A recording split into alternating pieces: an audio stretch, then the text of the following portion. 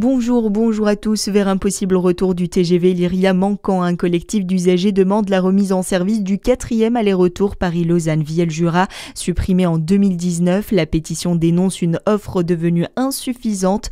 Train complet, moins de flexibilité et impact sur l'attractivité des territoires du Jura et du Haut-Doubs. Les initiateurs interpellent les ministres français et suisses des transporteurs ainsi que la direction de la SNCF et des CFF. Élus locaux et voyageurs réguliers soutiennent la démarche alors que la demande ne cesse d'augmenter. Sanction à la Toison d'Or, la direction départementale de la protection des populations a sanctionné l'enseigne Jules à Dijon pour un défaut d'affichage des prix en vitrine. Lors d'un contrôle, les agents ont relevé 18 articles dont le marquage n'était pas conforme. Résultat, une amende administrative de 3 600 €. Selon le code de la consommation, les prix doivent être clairement indiqués et lisibles pour garantir une information loyale aux clients. Mobilisation pour les mineurs isolés à Besançon. Un rassemblement a lieu cet après-midi, place Pasteur, à l'occasion de la journée des droits de l'enfant. L'association Solmiré dénonce une chute du taux de prise en charge des mineurs isolés étrangers dans le Doubs. Selon l'association, de plus en plus de jeunes seraient déclarés majeurs après de courts entretiens, puis remis à la rue. Le département ne confirme pas ces chiffres, mais assure respecter le protocole d'évaluation signé avec l'État.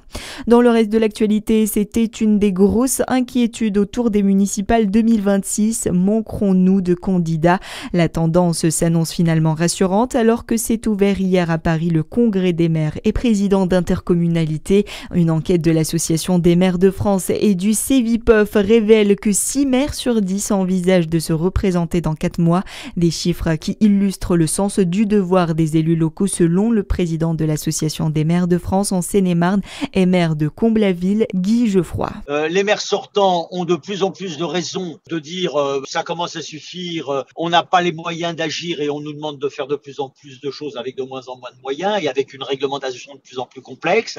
Mais face à ce découragement qui nous a gagnés et face à cette tentation du renoncement, il y a plus fort que cela, qui est le sens profond de la chose publique et du bien public qui anime tous les élus locaux. Nos concitoyens ont bien raison de situer leur intérêt et leur soutien aux élus locaux que nous sommes, qui font le maximum pour aider à passer tous les périls que nous traversons. Le congrès des maires et des présidents d'intercommunalité se termine demain au parc des expositions Porte de Versailles.